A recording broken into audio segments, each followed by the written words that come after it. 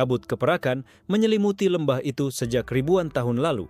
Di antara bebatuan retak dan pohon kering yang berbisik, berdirilah sosok seorang pemuda berambut putih kusut. Tubuhnya berlumur lumpur, mata kosong seperti langit yang kehilangan bintang.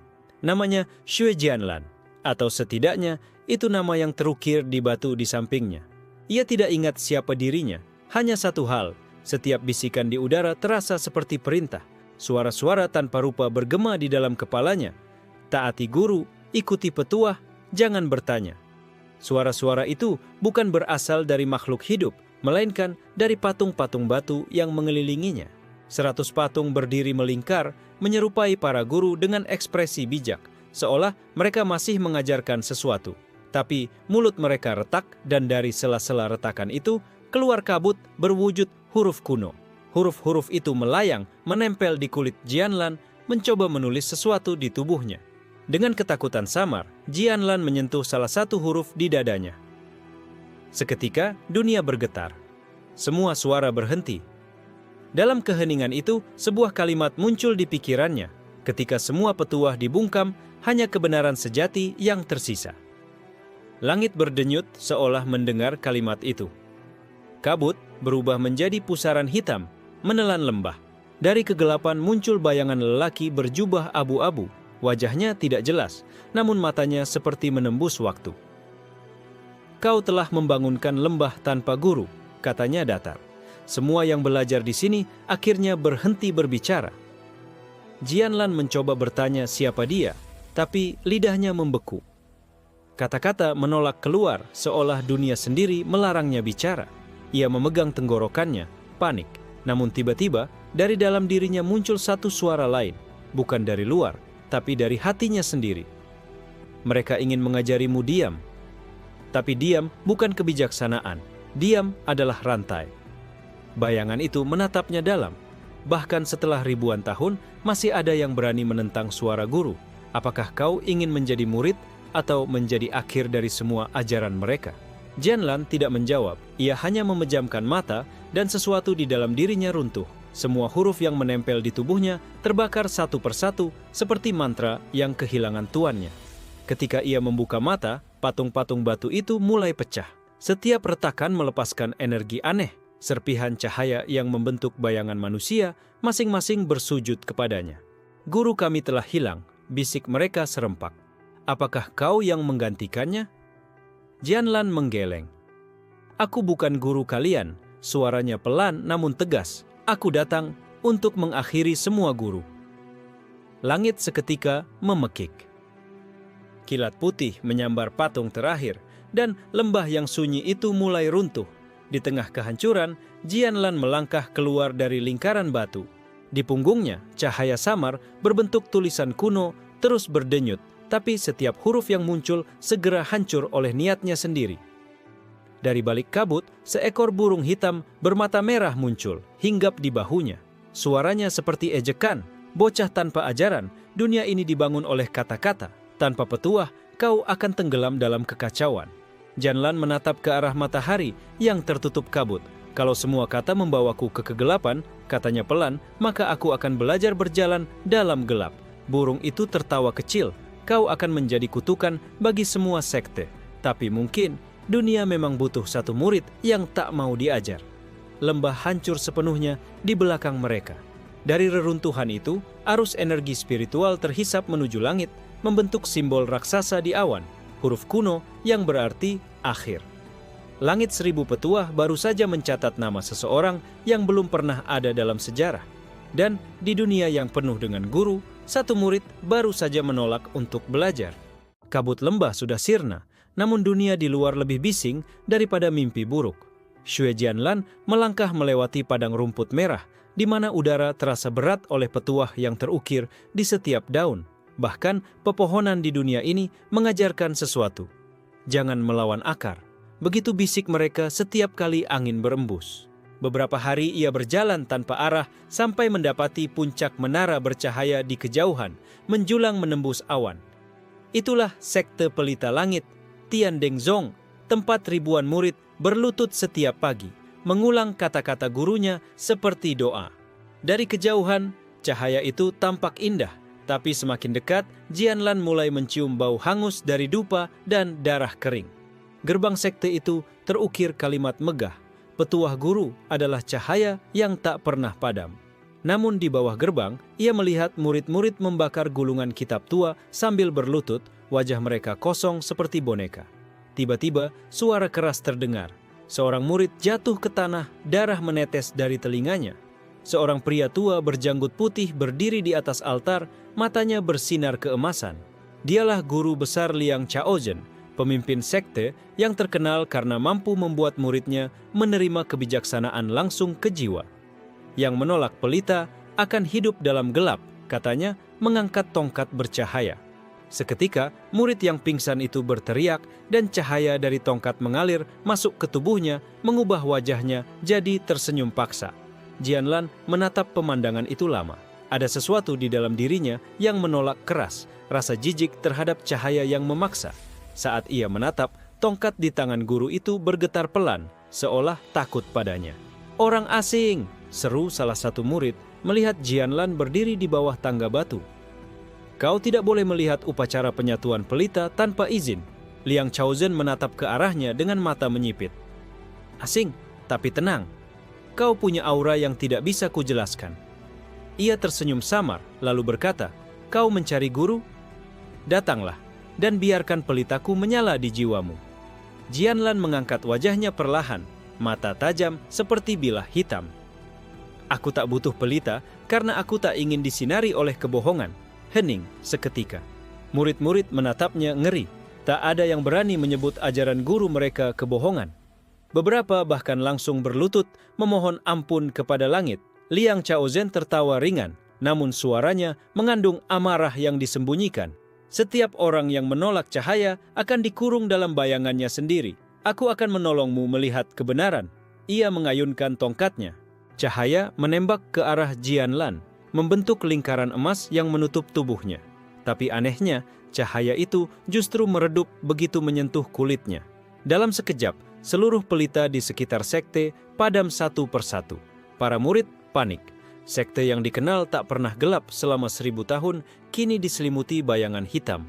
Liang Chaozhen menggertakkan gigi, berusaha menyalakan tongkatnya lagi, tapi lidah apinya justru mati, tersedot oleh aura hitam di sekitar Jianlan.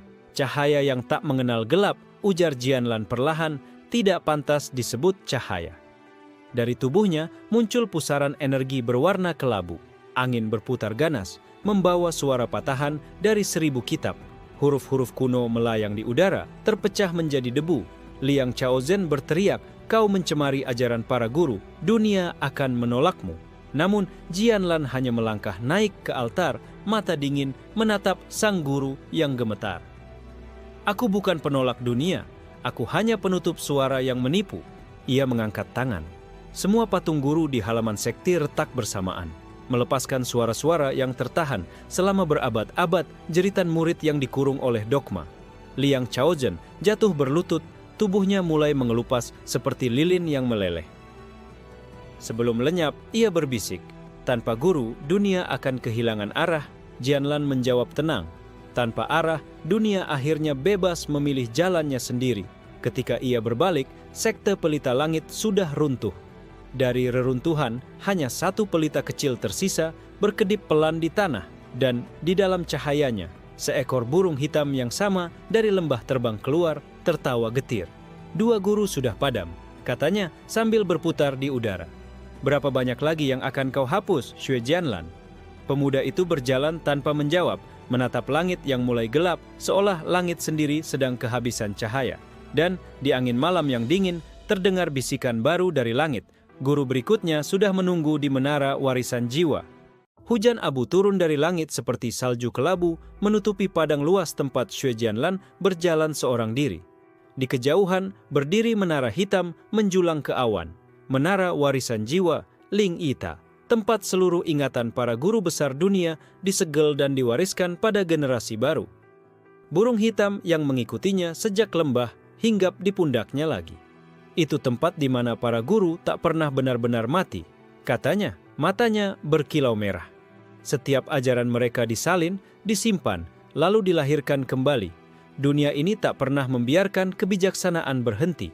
Jianlan menatap menara itu dengan dingin. Kalau ajaran terus dilahirkan kembali, gumamnya, maka kebodohan juga ikut bereinkarnasi.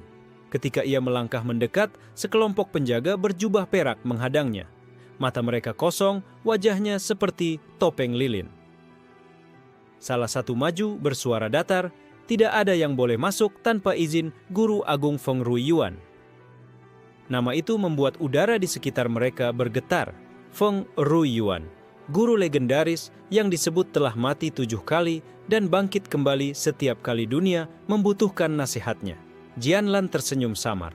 Kalau dia sudah mati berkali-kali, katanya, maka yang tersisa bukan kebijaksanaan, tapi ketakutan untuk berhenti. Para penjaga menyerang serempah, tapi begitu pedang mereka menyentuh bayangan Jianlan, tubuh mereka membeku. Huruf-huruf kuno keluar dari kulit mereka seperti debu, menandakan ajaran yang terhapus.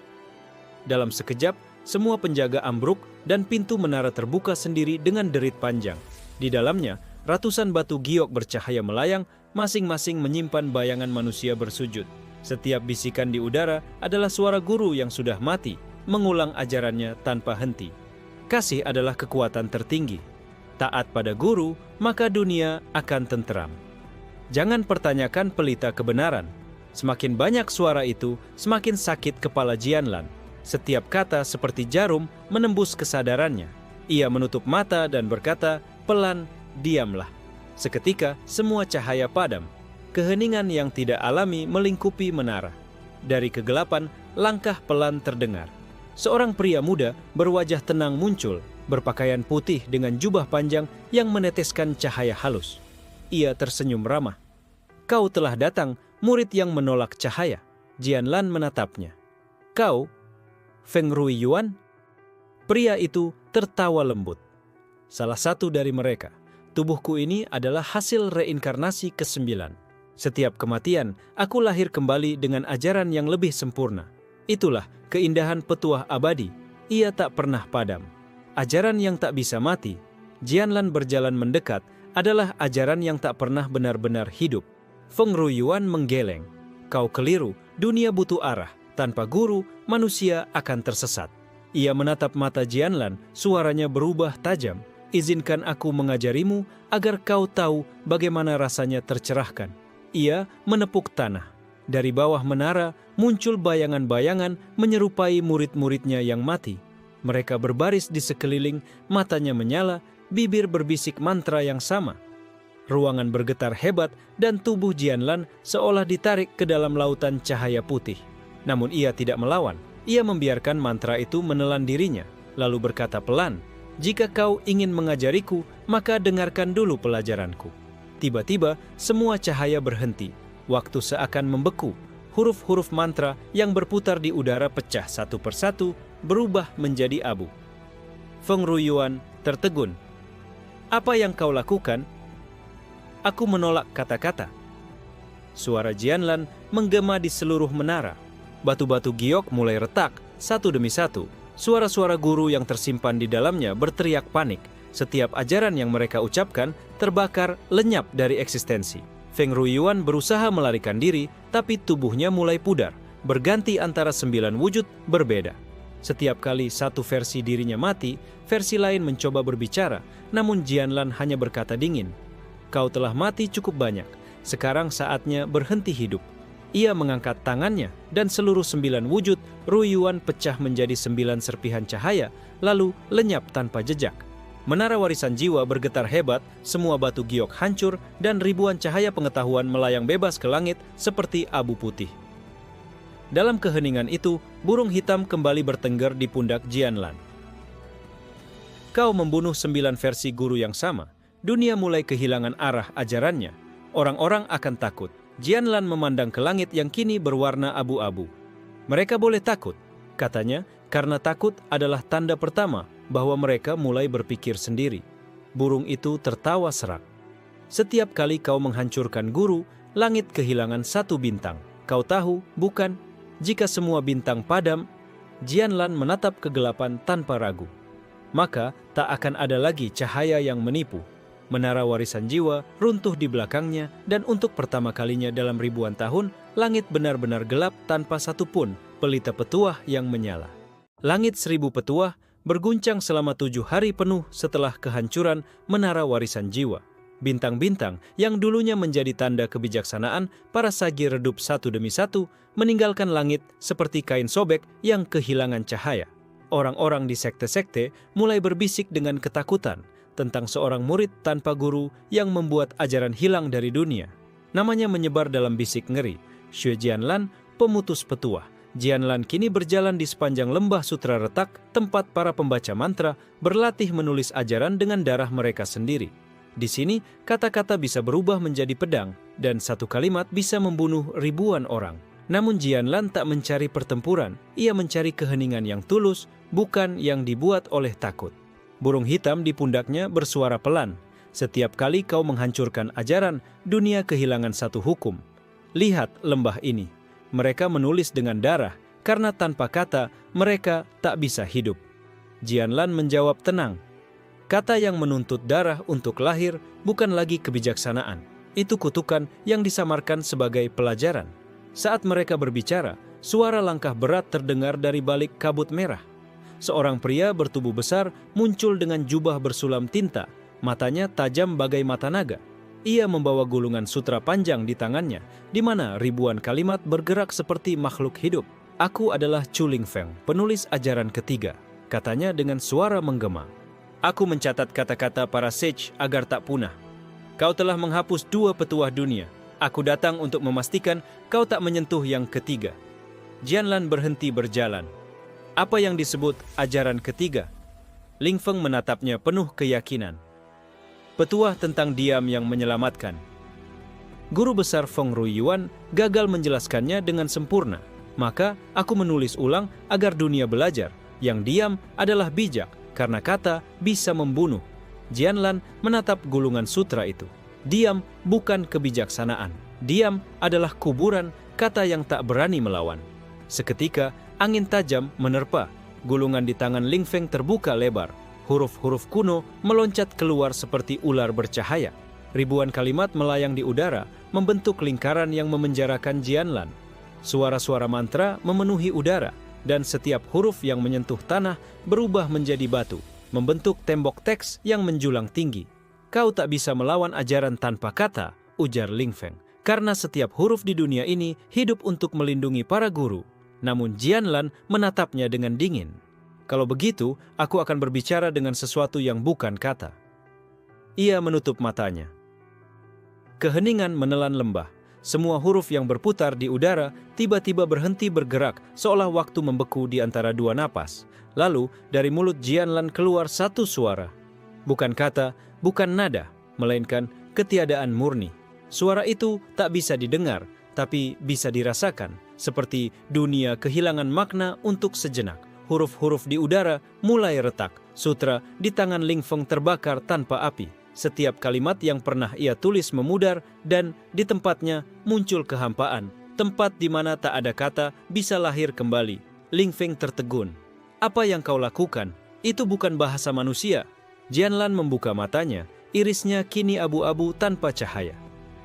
Aku tidak mengucapkan petuah baru.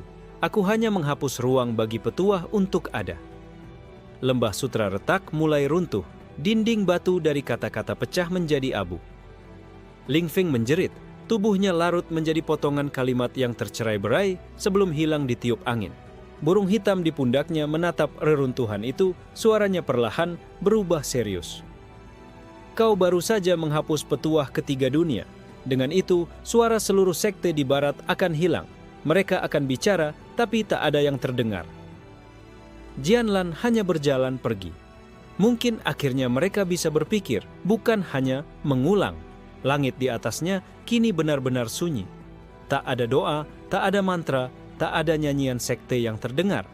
Namun dari jauh, di arah utara, sebuah cahaya keemasan meledak menembus langit, membentuk lambang berbentuk mata terbuka. Burung hitam mengepakkan sayapnya dengan cemas. Itu tanda kebangkitan dari guru tertua langit, Lao Shenqi. Dunia akan mulai menatap balik padamu. Jianlan menatap simbol itu lama. Jika mereka ingin melihat, maka aku akan menjadi cermin yang membuat mereka buta. Dan dengan langkah pelan tapi pasti, ia berjalan menuju utara, ke tempat di mana ajaran terakhir disembunyikan di balik kebenaran yang terlalu suci untuk dipertanyakan. Kabut hitam dari lembah Jutian belum sepenuhnya sirna, namun di tengah reruntuhan altar kuno, Shenxi berdiri tegak. Jubahnya compang-camping, namun aura mengalir di sekitarnya seperti angin yang tak tunduk pada langit. Di depannya, batu besar yang tadinya menutup pusara leluhur mulai retak dengan suara lirih. "Anak bodoh!" Gema suara tua terdengar samar dari dalam batu. "Mengapa kau memanggil darah leluhur? Apa kau ingin berakhir seperti para penulis nasib yang tak bisa menulis takdir sendiri?" Shenxi menatap batu itu. "Aku tak mencari restu, aku mencari jawaban. Mengapa setiap guru menuntut agar muridnya tunduk? Mengapa kebijaksanaan selalu berujung pada kematian murid?" Cahaya hitam mengalir dari telapak tangannya. "Aku bukan murid siapapun lagi, aku adalah akhir." Retakan di batu itu menyebar. Dari dalamnya muncul sebuah sosok, setengah manusia, setengah bayangan. Matanya bagaikan bintang purba, dan di antara kegelapan, simbol spiral darah berputar di dahinya. "Kau, keturunan dari garis yang seharusnya punah," ucap entitas itu lirih. "Mereka memotong ingatanmu, menghapus namamu dari semua kitab. Kau bukan Shenxi, kau Wuming, nama yang bahkan langit takut sebut." Shenxi diam, namun di dalam dadanya seolah ada sesuatu yang bangkit. Ingatan-ingatan asing, reruntuhan istana hitam, suara tangisan bintang, dan sebutan yang menggema ribuan tahun, yang menghapus takdir. Entitas itu melangkah keluar dari batu. "Jika kau sungguh ingin tahu akhir semua guru, maka datanglah ke Menara Yuhun. Di sana, para guru terakhir menyegel diri mereka agar murid-muridnya tak pernah mencapai mereka." "Dan kau?" tanya Shenxi. Aku adalah sisa dari ajaran pertama, yang mereka kubur agar dunia tidak tahu." Bayangan itu menghilang dalam debu waktu. Di langit, guratan petir membentuk simbol mata yang menatap bumi. Shenxi menatapnya tanpa gentar. "Menara Yuhun ya? Jika di sana tempat semua guru bersembunyi, maka biar kutulis pelajaran terakhir untuk mereka. Pelajaran tentang akhir." Di kejauhan, burung hitam bermata emas terbang mengitari lembah. Suaranya serak namun jelas, Wuming telah bangkit, nasib para guru akan runtuh. Sementara itu, di sebuah kuil di alam roh, para guru agung yang telah lama mati membuka mata mereka bersamaan. Seorang dari mereka berbisik dengan wajah ngeri. Namanya telah dipanggil kembali, Kaisar tanpa nama kembali menulis akhir untuk kita semua. Langit berguncang, dan di bawahnya Shenxi berjalan meninggalkan jejak hitam di tanah yang bahkan bayangan pun enggan menapakinya. Langit di utara Jiutian berwarna keperakan, seperti kaca yang memantulkan wajah para dewa. Di tengah hamparan pegunungan mati itu berdiri Menara Yuhun, menjulang sampai menembus awan, diselimuti kabut yang berbisik nama-nama guru yang sudah dilupakan. Shenxi berjalan di antara patahan tulang naga dan reruntuhan istana kuno. Di setiap langkahnya, bumi seakan menolak keberadaannya. Namun ia terus melangkah, menembus lapisan-lapisan kabut, waktu yang menggulung seperti tirai. Sebuah suara tua tiba-tiba terdengar dari arah menara. "Murid yang berani menantang guru, datanglah dan kuberi pelajaran tentang kehampaan." Dari balik kabut, muncul sosok berjubah abu-abu, rambutnya menjuntai hingga menyentuh tanah. Ia memegang tongkat yang terbuat dari tulang giok, dan matanya memantulkan ribuan kenangan dunia. Shenxi menatapnya tajam. "Kau guru penjaga tingkat pertama?" Orang itu tersenyum samar. "Aku dikenal sebagai Lao Mingxiu, guru dari 10 cermin jiwa. Setiap muridku mati setelah melihat bayangan mereka sendiri di cermin nasib." Ia menepukkan tongkatnya ke tanah, dan 1000 cermin muncul mengelilingi Shenxi. Setiap cermin menampilkan sosok dirinya yang berbeda. Ada yang menangis, ada yang membunuh, ada yang bersujud pada para guru. "Semua jalan berakhir sama," ucap Lao Mingxiu tenang. "Murid menolak, lalu tunduk. Takdir tidak dapat kau tulis ulang." Namun Shenxi tertawa pelan, matanya bersinar seperti obsidian yang retak. "Kalau begitu, aku akan pecahkan semua cermin ini, dan menulis takdir baru di pecahannya." Ia menepuk tanah dengan telapak tangan, dan bayangan hitam menjalar keluar. Setiap cermin mulai retak, suara jeritan menggaung seiring jiwa-jiwa lama terlepas. Lao Mingxu terbelalak. Tidak mungkin, itu bukan kekuatan dunia ini. Dari dalam tubuh Shen, si muncul sosok kabur lain, siluet Wu Ming dari masa lalu, mengenakan jubah berdarah dan mahkota patah. Ia berkata dengan suara yang mengguncang udara, "Kau tidak melihat masa depan, kau melihat akhir." Cermin-cermin meledak menjadi debu. Dalam sekejap, seluruh lembah berubah menjadi malam abadi. Lao Mingxu berlutut, tubuhnya perlahan menghilang seperti kabut tersapu angin. Namun sebelum lenyap sepenuhnya, ia berbisik, "Menara Yuhun tidak hanya berisi guru. Di puncaknya ada sesuatu yang bahkan para dewa takut ajarkan." Shen Shi menatap sisa abu di tangannya. "Kalau begitu, aku akan mempelajarinya sendiri." Langkahnya terus menanjak. Setiap tingkat menara berdenyut seperti jantung, seolah bangunan itu hidup dan menatap balik ke dalam dirinya. Dari kejauhan terdengar nyanyian para guru mati, lagu tanpa nada, doa tanpa arti. Sementara itu, di istana roh tertinggi, para guru kuno berkumpul di hadapan kolam nasib. Bayangan Shen Shi terlihat di permukaan air, mendaki menara dengan langkah yang menolak hukum dunia. Seorang guru berwajah penuh simbol berkata, "Pelan, jika dia sampai ke puncak, seluruh ajaran kita akan runtuh." Yang lain menambahkan dengan nada getir, "Dia tak akan berhenti sampai kita semua memberi pelajaran terakhir dengan kematian kita sendiri." Kilatan petir merah menyambar di langit, membelah bayangan dunia, dan di kaki menara, Shen Shi hanya berbisik, "Jika semua guru memberi petuah, maka aku akan memberi mereka akhir." Tingkat kedua. Menara Yuhun terasa berbeda. Udara di sana tak bergerak, sunyi, dingin, namun terasa berat seperti diselimuti masa lalu yang membatu. Setiap langkah Shen Shi membuat suara gema yang tak pernah sampai ke ujung ruang, seolah waktu sendiri menolak untuk mengalir. Dari kegelapan, suara jam pasir terdengar pelan, disusul langkah yang tak berpola. Sosok berjubah putih keperakan muncul. Wajahnya muda, namun matanya memantulkan ribuan masa hidup. Di tangannya ada jam pasir hitam yang berputar tanpa arah. "Aku adalah Mo Jiansu," ujarnya lembut. "Guru dari sekolah detik terhenti. Aku mengajar semua muridku untuk memahami waktu sebelum mereka tertelan olehnya." Shen Shi menatapnya. "Dan apa yang kau ajarkan pada mereka setelah mereka lenyap?" Mo Jiansu tersenyum. "Bahwa murid sejati tak pernah melampaui gurunya, sebab setiap langkah ke depan telah kutulis di masa lalu." Ia menjentikkan jarinya. Dalam sekejap, tubuh Shen Shi berhenti bergerak. Angin membeku. Debu berhenti di udara. Bahkan detak jantungnya terasa seperti batu. "Lihat," kata Mo Jiansu lembut, "setiap detik yang kau jalani sudah menjadi milikku." Namun di dalam keheningan, mata Shen Shi bergetar pelan. Di antara waktu yang membeku, bayangan Wu Ming bangkit di belakangnya, samar namun nyata. "Waktu milikmu hanya berlaku bagi mereka yang punya masa lalu," suara Wu Ming menggema. "Tapi aku lahir dari akhir. Aku tidak memiliki masa lalu untuk dikurung." Jam pasir Mo Jiansu retak. Butiran waktu meluncur keluar, namun bukan pasir yang jatuh, melainkan kenangan. Gambar para murid yang mati dalam berbagai cara, wajah-wajah mereka membeku dalam kesedihan. Mo Jiansu menatap sekeliling dengan panik. "Tidak, ini tak mungkin. Aku mengikat semua kenangan di dalam jam ini."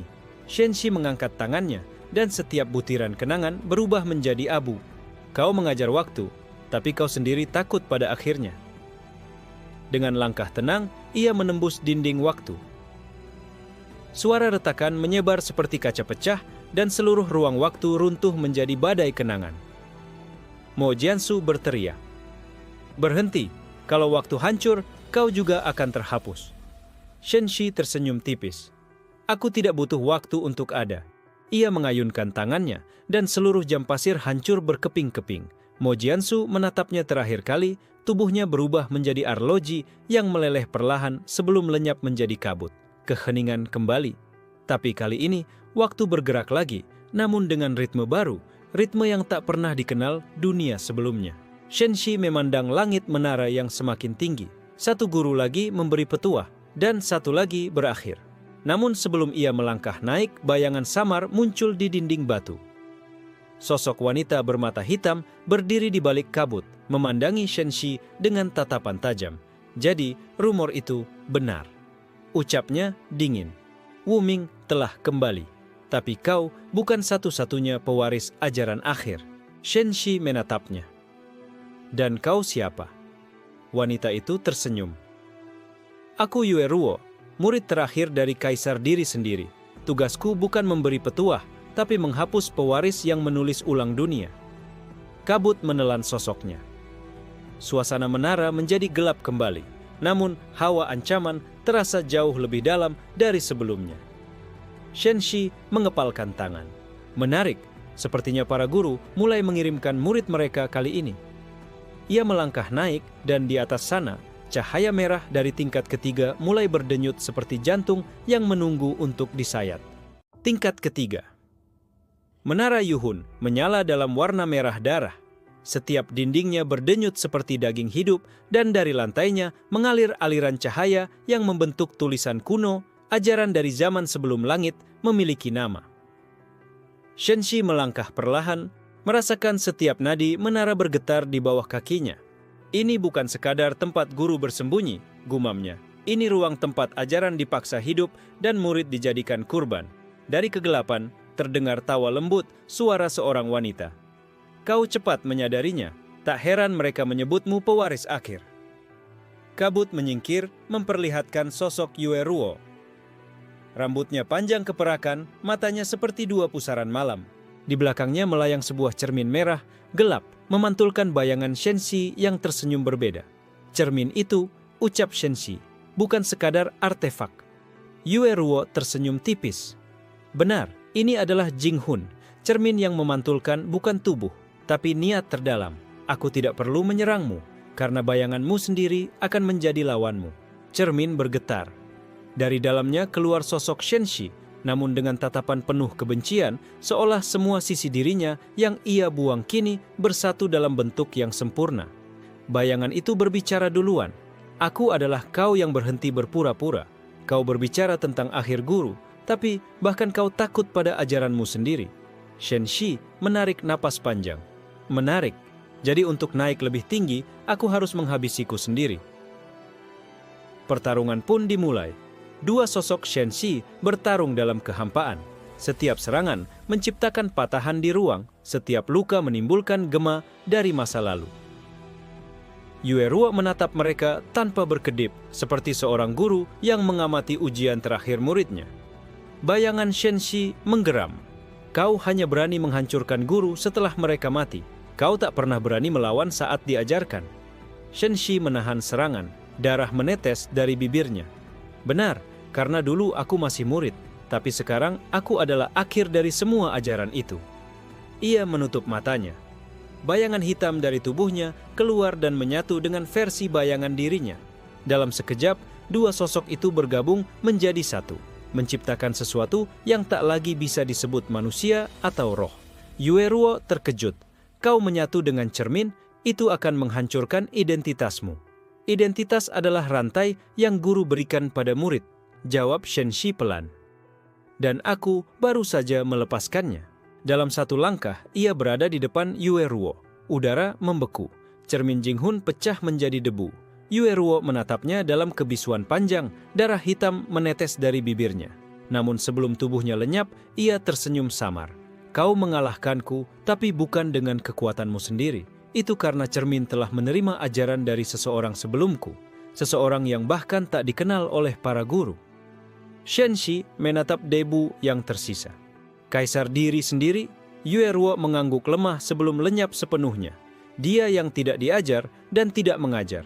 Guru para guru, dan sumber dari namamu yang hilang. Keheningan turun. Dinding menara bergetar pelan, seolah mengakui sesuatu. Shenxi berdiri di tengah cahaya merah yang mulai pudar. Jadi, bahkan guru pun memiliki guru, dan di atas mereka ada yang tidak mengajarkan apa-apa. Ia mengangkat kepalanya ke arah puncak menara yang tak terlihat. Kalau begitu, aku akan menemuinya. Entah dia guru, dewa, atau ilusi terakhir dari ajaran yang busuk. Langit di dalam menara bergoyang, berubah menjadi pusaran cahaya putih dan hitam. Suara samar terdengar dari atas. "Datanglah, murid terakhir. Menara belum mengajarkan segalanya padamu." Shenxi tersenyum dingin. "Kau salah. Aku datang bukan untuk belajar, tapi untuk menghapus pelajaran itu."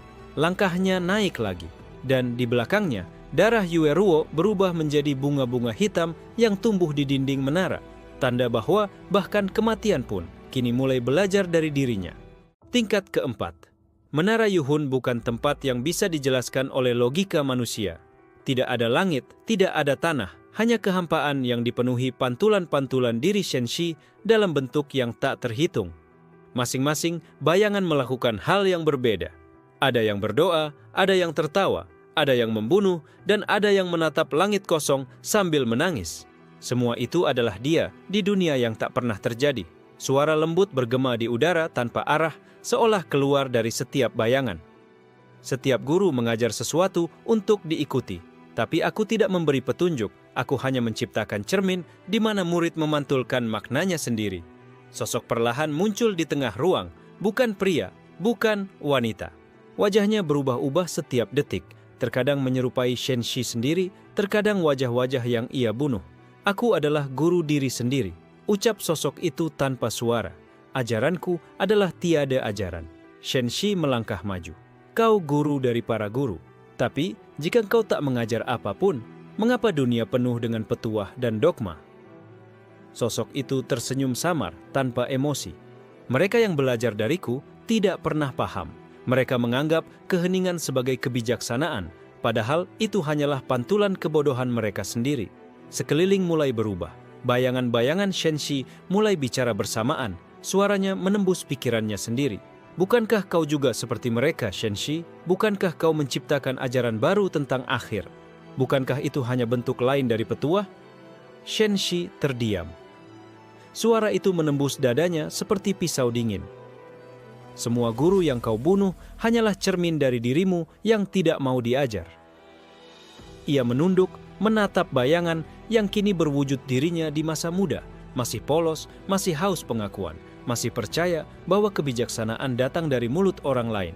Tiba-tiba, ruang mulai bergetar.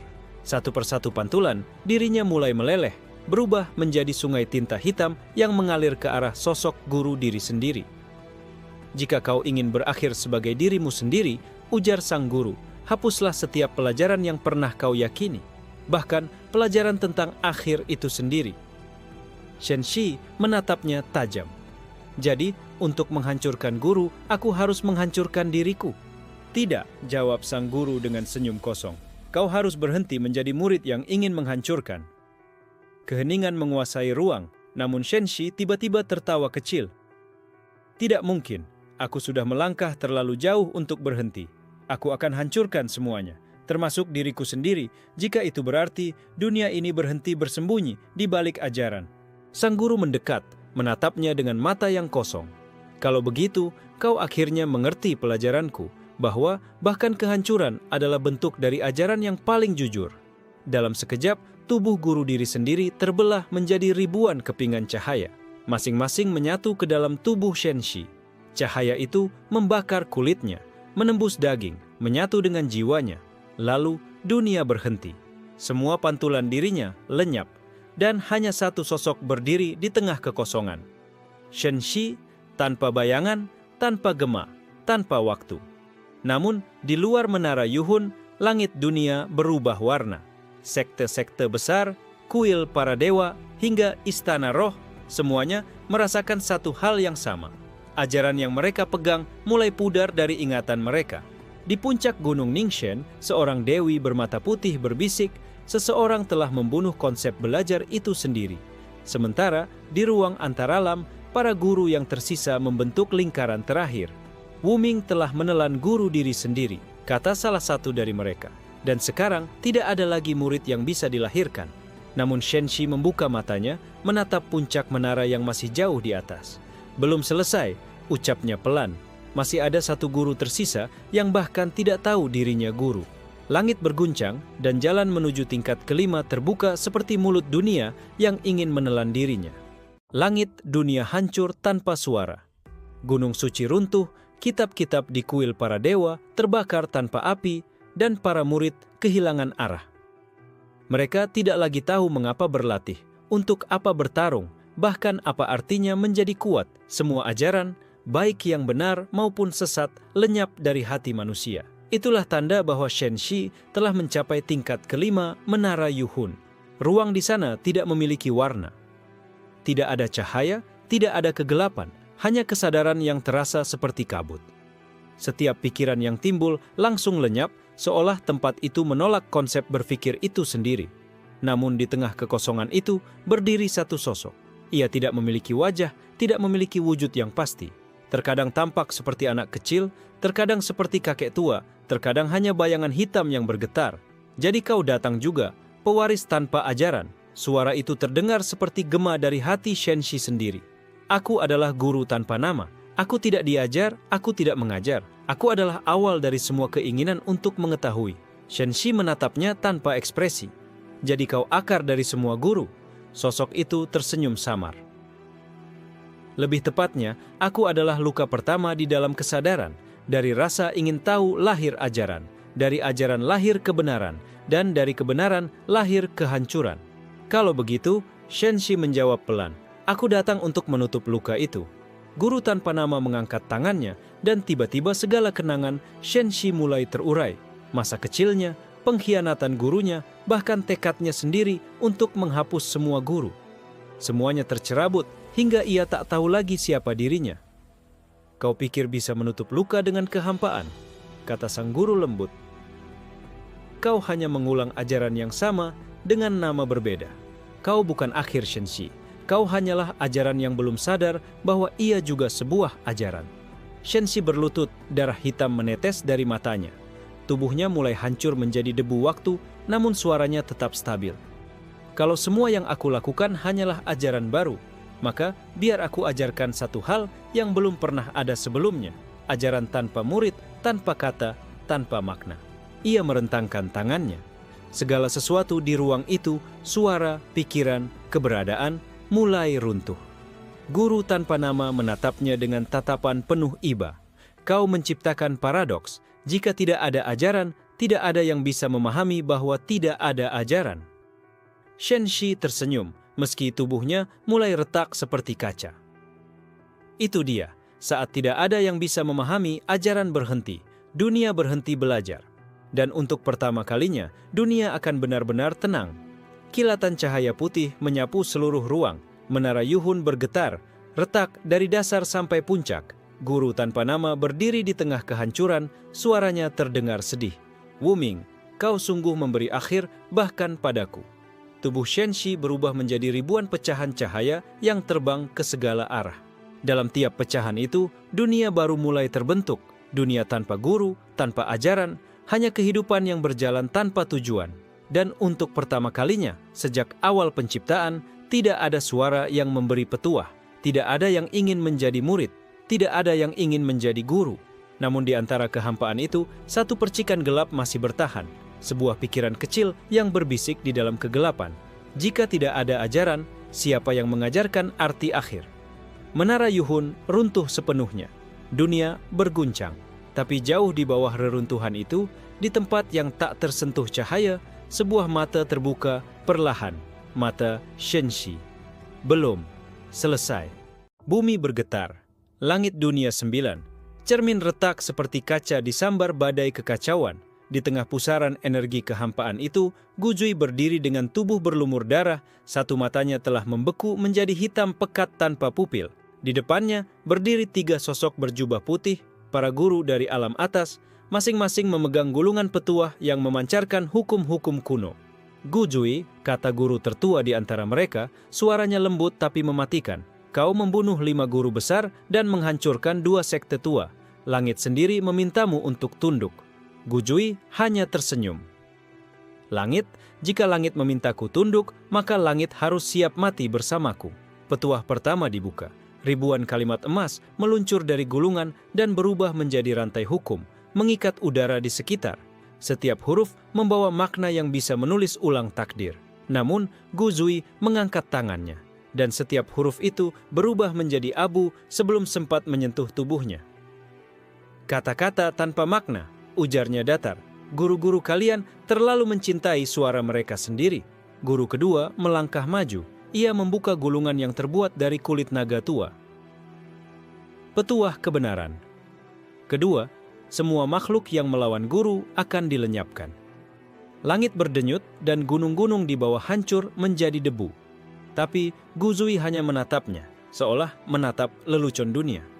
Lucu, aku pernah mendengar kalimat itu 1000 kali, dan setiap kali yang lenyap justru gurunya. Ia menghunus pedangnya, Bing Hun Dao, pedang yang terbuat dari sisa jiwa para guru yang telah ia bunuh.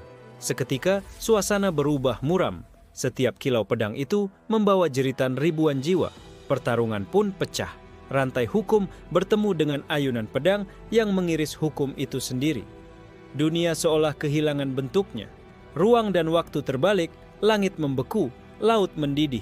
Guru ketiga yang sejak tadi diam menatapnya dengan sedih. Kau tidak mengerti, Gu Zui.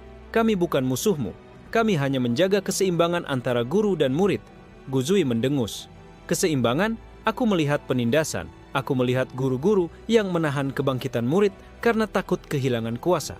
Dalam sekejap, pedangnya menembus dada guru ketiga. Tidak ada darah, hanya cahaya biru yang meledak dalam diam. Namun, dari dalam cahaya itu muncul bayangan samar, seorang perempuan dengan wajah halus dan mata tajam seperti cermin. Jadi, kau akhirnya sampai juga, Zui Er. Gu Zui menatap kaku. Ibu, bayangan itu tersenyum. Aku bukan ibumu. Aku adalah cermin dari apa yang kau bunuh. Kebijaksanaan yang tak lagi mendidik, hanya mengekang. Gu Zui merasakan hawa dingin merayap di tulangnya. Dunia seolah berbalik arah, guru dan murid tak lagi bisa dibedakan. Ia sadar, dirinya telah melangkah ke dunia para guru, dimensi di mana semua guru yang mati akan bangkit kembali dalam bentuk petuah hidup. Suara tawa bergema dari segala arah. Selamat datang pewaris kehampaan. Disinilah semua akhirmu dimulai. Langit terbuka memperlihatkan ribuan sosok berjubah putih tanpa wajah, masing-masing membawa pena cahaya. Mereka bersiap menulis ulang keberadaan Gu Zui. Tapi Gu Zui menggenggam pedangnya lebih erat, darahnya mendidih. Jika kalian semua guru, maka biarkan aku menjadi akhir dari seluruh ajaran. Cahaya memancar dari tubuhnya, membelah dunia para guru menjadi dua. Petuah-petuah kuno bergetar ketakutan, dan suara misterius dari kejauhan berbisik pelan. Seseorang yang membunuh semua guru akan menjadi hukum itu sendiri. Langit terbelah dan dunia hancur menjadi huruf-huruf bercahaya. Namun, di tengah kehancuran itu, Gu Zui berdiri tegak, bukan lagi murid, bukan lagi manusia. Ia kini adalah penghapus ajaran. Ketika dunia para guru terpecah menjadi ribuan cermin cahaya, Gu Zui berdiri di tengah kehancuran yang senyap. Tak ada tanah di bawah kakinya, tak ada langit di atas kepalanya, hanya lapisan huruf-huruf bercahaya yang melayang seperti debu bintang. Suara bergaung dari segala arah, dalam, tenang, dan mengandung kuasa yang tak bisa dijelaskan. Gu Zui, murid tanpa guru, pembawa akhir dari segala ajaran.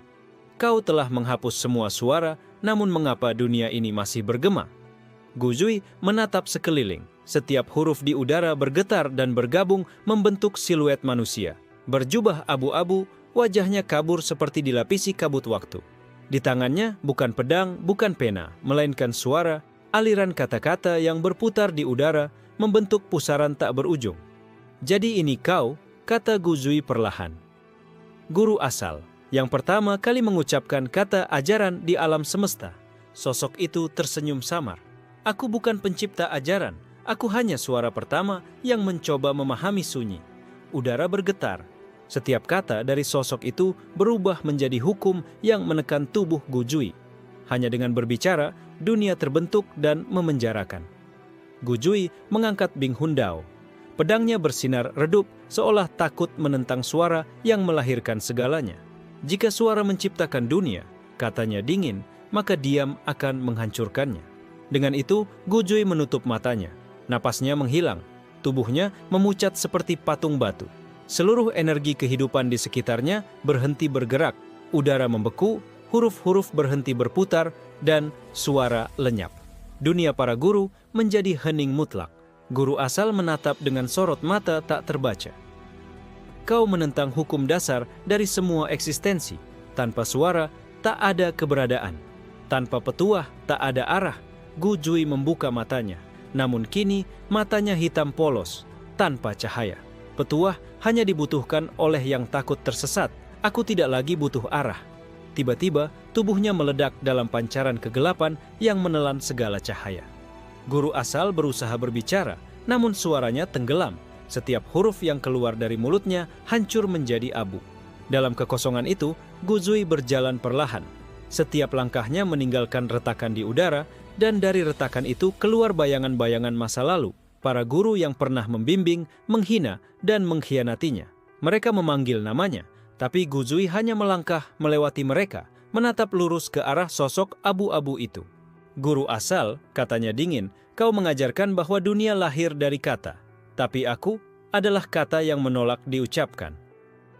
Tiba-tiba, Bing Hundao berubah bentuk, dari pedang menjadi pena, dari pena menjadi sinar tipis. Ia menggores udara, dan setiap goresan menghapus satu baris dari realitas. Gunung-gunung yang pernah ada lenyap, hukum-hukum guru lenyap, dan bahkan langit yang mereka pijak memudar menjadi ketiadaan. Guru asal menatapnya dengan ketenangan abadi.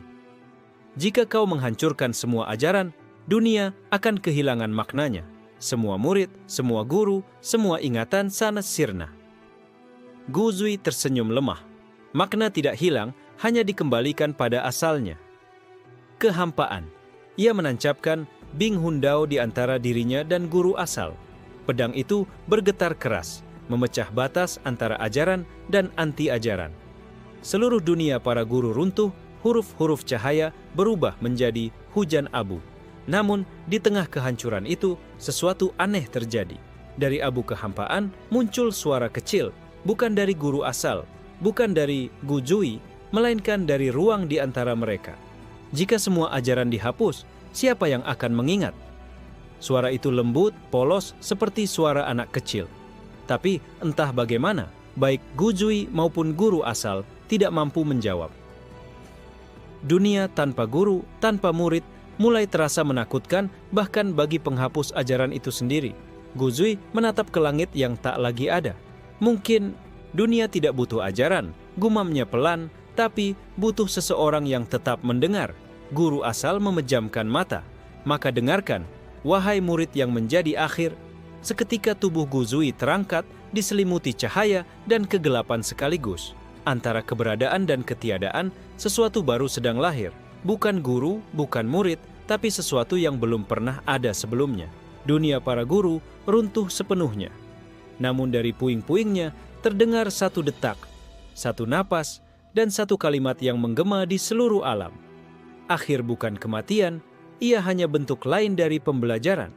Keheningan panjang membentang, tidak ada suara, tidak ada waktu, tidak ada langit. Namun perlahan, sesuatu mulai berdenyut di tengah kekosongan itu. Seperti detak jantung pertama dari alam yang baru lahir. Dari abu huruf-huruf yang telah dihapus Gu Zui, terbentuk dunia baru, tanpa petuah, tanpa kitab, tanpa hukum. Dunia yang tidak memiliki arah. Gu Zui terbangun di tepi danau bening yang memantulkan langit kosong. Ia menatap pantulannya, bukan lagi pria berambut perak dan mata kelam, melainkan sosok muda dengan rambut hitam panjang, mengenakan pakaian polos dari kain kasar. Tak ada aura kekuatan, tak ada bayangan kehampaan. Ia mencoba mengingat siapa dirinya, tapi pikirannya kosong. Nama Gu Zui bergetar samar di benaknya, seperti gema dari masa yang seharusnya tidak ada. Siapa aku? Bisiknya. Suara lembut menjawab dari belakang. Seseorang yang datang untuk belajar mungkin. Ia menoleh. Di sana berdiri seorang gadis kecil berusia sekitar 12 tahun. Membawa tongkat kayu, wajahnya bersih dan matanya bening. Tapi yang paling aneh, tak ada sedikit pun bekas dunia lama di dirinya. Tidak ada ki, tidak ada hukum, tidak ada ajaran. Aku, siapa namamu? Tanya Gu Zui. Gadis itu tersenyum manis. Aku tidak tahu, tidak ada yang memberi nama di dunia ini. Kami semua hanya hidup. Gu Zui menatapnya lama, lalu menatap langit yang tanpa warna. Dunia tanpa ajaran, gumamnya, tapi juga tanpa arah. Hari-hari berikutnya, ia hidup di desa kecil yang dikelilingi padang rumput luas. Tak ada sekte, tak ada kultivasi, Tak ada guru atau murid. Semua orang bekerja, tidur, dan tertawa tanpa tahu untuk apa mereka melakukannya. Seolah hidup tanpa tujuan adalah hal yang alami. Namun semakin lama, Gu Zui merasakan sesuatu yang mengganggu. Setiap kali ia berbicara, tanah di bawahnya bergetar halus. Setiap kali ia merenung terlalu dalam, langit berubah sedikit lebih gelap. Suatu malam, gadis kecil itu datang kepadanya dan berkata, "Kau berbeda. Setiap kali kau berpikir, dunia ini berubah." Gu Zui terdiam. Ia menatap tangannya dan melihat huruf samar kuno muncul di kulitnya. Huruf-huruf yang pernah ia hapus. "Aku menciptakan ini lagi." Gadis itu menggeleng pelan. "Tidak, dunia ini menulismu kembali." Mendengar itu, dada Gu Zui terasa sesak. Ia menatap horizon yang mulai bergelombang, seolah dunia itu berusaha mengingat sesuatu yang telah lama dihapus. Dalam tidur malamnya, ia bermimpi. Dalam mimpi itu, ia melihat sosok guru asal duduk di atas langit, tersenyum samar. "Tidak ada dunia tanpa ajaran, Gu Zui," kata suara itu lembut. "Selama ada pikiran, akan lahir kata. Selama ada kata, akan lahir arah. Dan selama arah itu ada, ajaran akan kembali." Gu Zui terbangun dengan keringat dingin.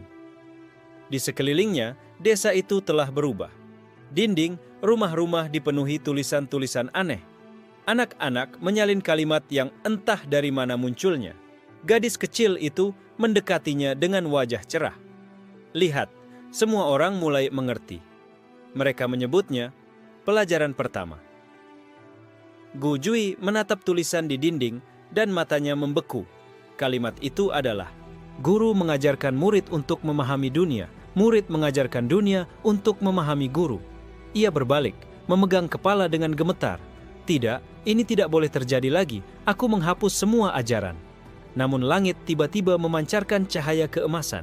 Di tengah cahaya itu muncul sosok raksasa tanpa wajah, berbicara dengan suara ribuan gema. "Tidak ada yang benar-benar bisa dihapus, penghapus ajaran. Kau hanya menunda pengulangan." Gu Zui berteriak. Tanah bergetar dan huruf-huruf muncul di udara, membentuk gulungan raksasa. Dunia baru sedang menulis hukum pertamanya. Gadis kecil itu menatapnya dengan mata yang tiba-tiba dipenuhi cahaya putih. "Kau menciptakanku, bukan? Aku adalah sisa dari suara yang kau diamkan." Gu Zui melangkah mundur, matanya membesar. "Kau?" Gadis itu tersenyum, namun kini senyumnya bukan lagi polos. "Aku adalah petuah pertama dari dunia baru ini, Gu Zui. Aku adalah ajaran yang tidak bisa kau bunuh." Langit memekik. Petir cahaya menembus cakrawala dan tubuh Gu Zui diselimuti huruf bercahaya yang mulai menulis ulang dirinya. Ia berusaha melawan, tapi setiap gerakan justru menambah kalimat baru di udara. Murid terakhir adalah guru dari dirinya sendiri. Suara itu menggema, mengunci pikirannya. Gu Zui jatuh berlutut, menatap gadis kecil yang kini bersinar bagai dewi baru. Ia tersenyum getir. Jadi, bahkan setelah semua dihapus, dunia masih ingin diajarkan.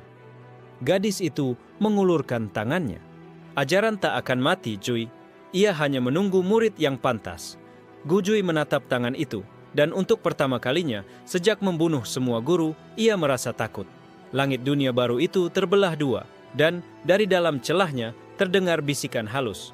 "Kau telah membunuh semua guru, tapi lupa bahwa dunia sendiri adalah guru terbesarmu." Dalam cahaya yang memudar, dunia kembali berputar. Dan di tengahnya, Gu Zui berdiri lagi, bukan sebagai pembunuh ajaran, melainkan murid terakhir dari dunia yang ia ciptakan sendiri. Langit dunia baru terbuka seperti lembaran kitab raksasa. Cahaya emas dan bayangan hitam saling menari di cakrawala, membentuk garis-garis tulisan yang terus berubah. Dunia ini belum selesai menulis dirinya, namun sudah mulai memiliki kehendak. Gu Zui berdiri di tengah padang luas, tubuhnya dipenuhi huruf-huruf yang hidup, menulis dan menghapus sendiri. Setiap kali ia menarik napas, satu kalimat baru muncul di udara. Setiap kali ia bicara, satu hukum dunia berubah. Ia mulai memahami, dunia ini menjadikannya pena. Namun di hadapannya, gadis kecil itu kini telah tumbuh menjadi remaja berusia sekitar 17 tahun. Rambutnya memanjang hingga ke tanah, matanya bersinar bagai dua bintang yang menyimpan ribuan makna. Ia menatap Gu Zui dengan senyum lembut yang anehnya terasa tua. "Zui," katanya dengan suara yang dalam, "kau tahu siapa aku sekarang, bukan?" Gu Zui memandangi wajah itu. Ia tak menjawab, tapi tangannya bergetar. Dalam pandangannya, bayangan gadis itu perlahan berubah dari anak kecil menjadi perempuan dewasa berjubah abu-abu, lalu menjadi sosok tak berwajah dari masa lalu. "Guru asal," bisiknya. Gadis itu tersenyum. "Benar, tapi bukan seperti dulu. Aku bukan suara yang mencipta dunia lagi. Aku adalah dunia itu sendiri, dunia yang lahir dari keheninganmu." Gu Zui menatapnya tajam. "Jadi semua ini, desa, orang-orang, bahkan udara, semuanya, kau?" "Tidak," jawabnya lembut. "Semuanya kau. Aku hanya bentuk dari apa yang kau coba hapus. Kau tak bisa membunuh ajaran, Zui, karena ajaran bukan sesuatu yang berdiri di luar dirimu. Ia adalah bayangan pikiranmu sendiri." Kata-kata itu menusuk lebih dalam dari pedang manapun. Gu Zui merasa dadanya sesak, seperti setiap huruf yang pernah ia hapus kini kembali mengetuk tulangnya. "Jadi aku, guru dan murid sekaligus?" Tanyanya getir. "Ya," jawabnya tenang. "Kau membunuh guru-guru dunia lama agar bisa menghapus batas itu. Tapi dengan menghapus segalanya, kau malah menulis dirimu sendiri sebagai ajaran baru." Langit bergetar. Dari jauh, suara ribuan bisikan muncul. Suara para murid dari dunia lama yang telah mati kini hidup kembali sebagai gema tanpa tubuh. Mereka berdoa mengulang satu nama yang tak pernah mereka pahami, Gu Zui. Setiap doa itu menambah kekuatan dunia baru. Hukum-hukum mulai terbentuk, api menghangatkan, air menyejukkan, cahaya memberi arah, dan kegelapan menenangkan. Dunia itu mulai menetap. Gu Zui berlutut menatap bumi yang kini punya nadi sendiri. "Aku tak ingin dunia ini memiliki ajaran lagi. Aku ingin dunia yang bebas." Gadis itu mendekat, lututnya bersentuhan dengan tanah di depannya. "Kau lupa, kebebasan pun adalah sebuah ajaran. Bahkan diam adalah bentuk pelajaran tentang suara." Ia mengulurkan tangan, menyentuh dahi Gu Zui. Seketika, seluruh ingatan masa lalu, sekte-sekte yang ia hancurkan, guru-guru yang ia bunuh, bahkan wajah ibunya, mengalir kembali dalam bentuk cahaya yang melingkar di sekeliling mereka. "Lihatlah, Zui," ucapnya. "Setiap kematian yang kau ciptakan bukan akhir. Semua itu adalah kalimat yang tak selesai." Gu Zui menatapnya. Suaranya bergetar. "Kalimat yang tak selesai?" "Ya," bisiknya lembut. "Dan sekarang hanya ada satu yang tersisa untuk kau tulis." Gu Zui berdiri menatap pena pedang Bing Hun Dao di tangannya. Pedang itu kini bukan senjata, tapi pena bercahaya yang menulis di udara. "Satu kalimat terakhir," katanya perlahan. "Setelah ini, tak ada guru, tak ada murid, tak ada suara." Ia mengangkat pena itu tinggi dan dunia menahan napas. Semua kehidupan berhenti untuk menunggu kalimat yang akan ditulis. Namun, sebelum ia menorehkan huruf pertama, gadis itu berkata pelan, "Berhati-hatilah, Zui. Kalimat terakhir menentukan apakah dunia ini hidup atau mati." Gu Zui tersenyum samar. "Maka biarlah dunia memutuskan." Ia menulis di udara. Ajaran sejati bukan untuk diajarkan, melainkan untuk diingat tanpa kata. Cahaya putih membuncah dari tulisan itu, menyelimuti segalanya. Dunia berguncang, huruf-huruf berjatuhan seperti salju, dan suara terakhir guru asal bergema lembut sebelum menghilang. "Jika dunia mengingat tanpa kata, maka aku tak lagi dibutuhkan." Gu Zui menatap ke langit yang kini benar-benar hening. Tak ada guru, tak ada ajaran, tapi juga tak ada yang hilang. Dunia itu hidup sendiri, mengikuti arus alami tanpa arah maupun hukum. Ia tersenyum samar untuk pertama kalinya dengan damai. Namun di kejauhan, dari bayangan langit yang belum selesai tertulis, muncul sebaris kalimat baru. Bukan dari tangannya, bukan dari dunia, tapi dari sesuatu yang lain. Setiap akhir menyisakan murid yang masih bertanya. Gu Zui membeku. Cahaya putih di matanya bergetar, dunia belum selesai. Seseorang atau sesuatu masih menulis. Langit putih yang tenang tiba-tiba terbelah. Dari celah itu, turun satu titik hitam kecil, jatuh perlahan seperti tetes tinta ke atas kertas kosong. Dunia baru yang ditulis Gu Zui mulai bergetar.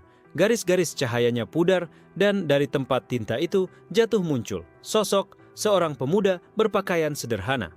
Rambut acak mata jernih, tapi di dalam matanya berputar ribuan simbol yang tak pernah ada di dunia manapun.